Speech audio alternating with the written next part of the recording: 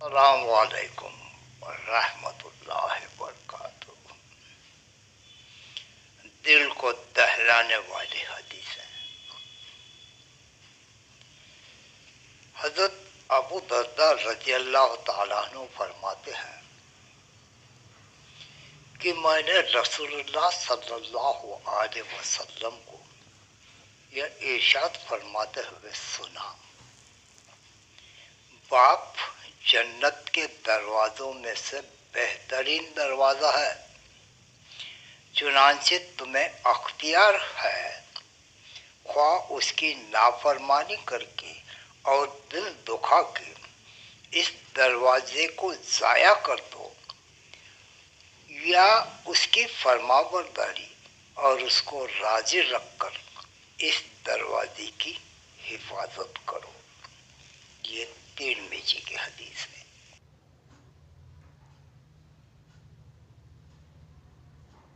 حضرت عبداللہ بن عمرو رضی اللہ تعالیٰ عنہ روایت کرتے ہیں کہ نبی کریم صلی اللہ علیہ وسلم نے ارشاد فرمایا، اللہ تعالیٰ کی رضامندی والد کی رضامندی میں ہے اور اللہ تعالیٰ کی ناراضگی والد کی ناراضگی میں ہے۔ یہ ترمذی کی حدیث ہے۔ حضرت عبداللہ بن عمر رضی اللہ تعالیٰ عنہ فرماتے ہیں کہ میں نے رسول اللہ صلی اللہ علیہ وسلم کو یہ ارشاد فرماتے ہوئے سنا، سب سے بڑی نیکی یہ ہے کہ بیٹا باپ کے انتقال کے بعد باپ سے تعلق رکھنے والوں کے ساتھ اچھا سلوک کرے۔ یہ مسلم کی حدیث ہے۔ حضرت عبداللہ بن عمر رضی اللہ عنہما فرماتے ہیں کہ میں نے رسول اللہ صلی اللہ علیہ وسلم کو یہ ارشاد فرماتے ہوئے سنا، جو شخص اپنے والد کی وفات کے بعد ان کے ساتھ صلہ رحمی کرنا چاہے جبکہ وہ قبر میں ہے تو اس کو چاہیے کہ اپنے باپ کے بھائیوں کے ساتھ اچھا سلوک کرے۔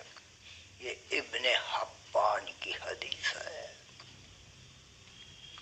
حضرت انس بن مالک رضی اللہ تعالیٰ نے روایت کرتے ہیں کہ رسول اللہ صلی اللہ علیہ وسلم نے ارشاد فرمایا، جس نے اپنے والدین کے ساتھ اچھا سلوک کیا اس کے لیے خوشخبری ہو کہ اللہ تعالیٰ اس کی عمر میں اضافہ فرمائیں گے۔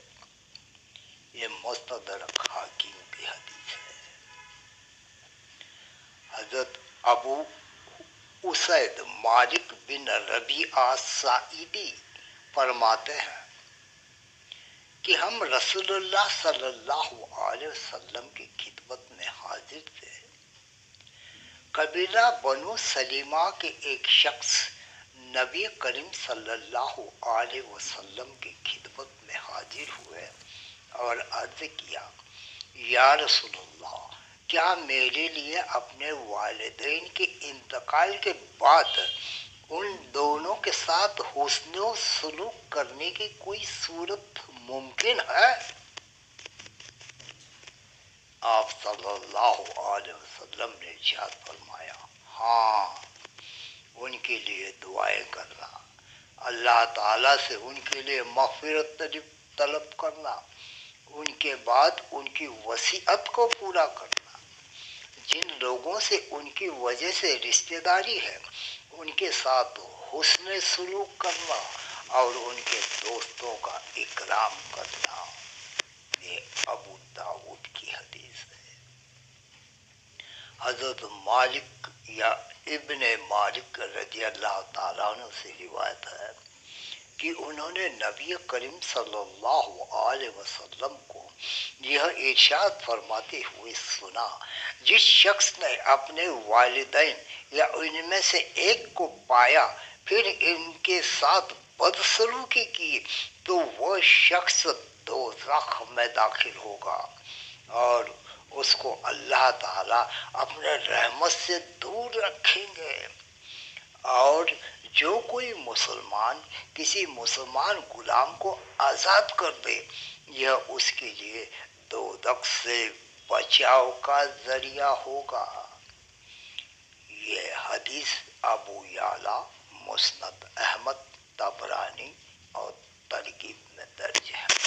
حضرت ابو ہریرہ رضی اللہ تعالیٰ عنہ سے روایت ہے کہ نبی کریم صلی اللہ علیہ وسلم نے ارشاد فرمایا وہ آدمی ذلیل و خوار ہو، پھر ذلیل و خوار ہو، پھر ذلیل خوار ہو.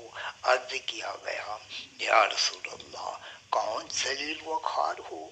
آپ صلی اللہ علیہ وسلم نے ارشاد فرمایا وہ شخص جو اپنے ماں باپ میں سے کسی ایک کو یا دونوں کو بڑھاپے کی حالت میں پائے پھر ان کی خدمت سے ان کا دل خوش کر کے جنت میں داخل نہ ہو جائے. یہ مسلم کی حدیث ہے.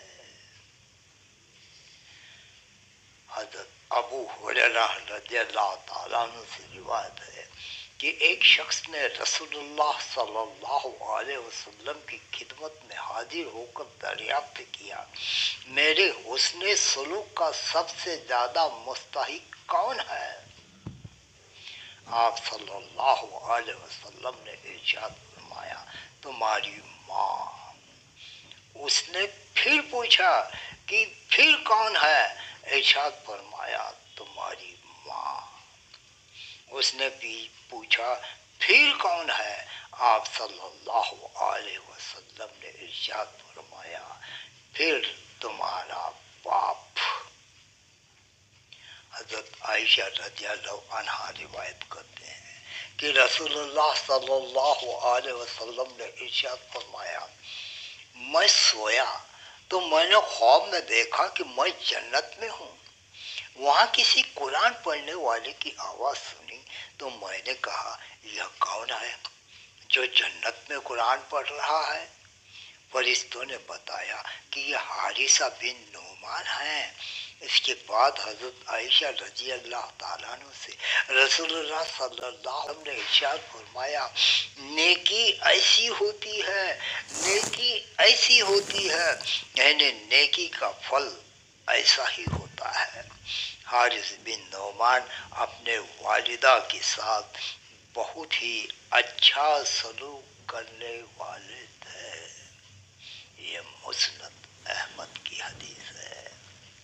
حضرت اسماء بنت ابی بکر رضی اللہ تعالیٰ عنہ سے روایت ہے کہ رسول اللہ صلی اللہ علیہ وسلم نے کے زمانے میں میری والدہ جو مشرکہ تھی مکہ سے سفر کر کے میرے پاس مدینہ آئی.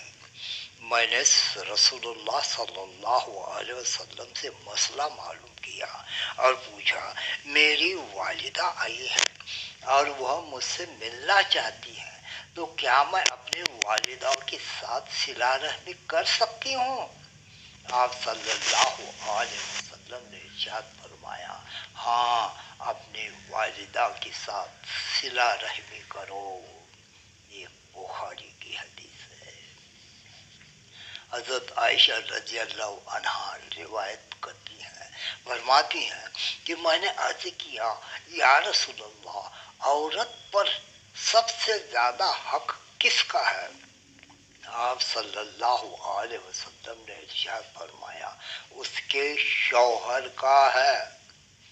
میں نے دریافت کیا کہ مرد پہ سب سے پہلا حق کس کا ہے؟ آپ صلی اللہ علیہ وسلم نے ارشاد فرمایا اس کی ماں کا ہے. یہ مستدرک حاکم کی حدیث ہے.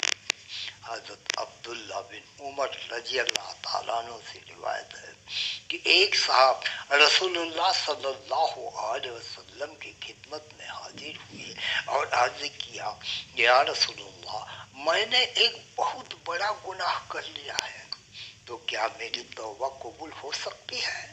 آپ صلی اللہ علیہ وسلم نے ارشاد فرمایا کیا تمہاری ماں زندہ ہے؟ انہوں نے عرض کیا نہیں. آپ صلی اللہ علیہ وسلم نے ارشاد فرمایا کیا تمہاری کوئی خالہ ہے؟ عرض کیا جی ہاں. آپ صلی اللہ علیہ وسلم نے ارشاد فرمایا ان کے ساتھ اچھا سلوک کرو، اللہ تعالیٰ اس کی وجہ سے تمہاری توبہ قبول فرما لیں گے. یہ ترمذی کی حدیث ہے.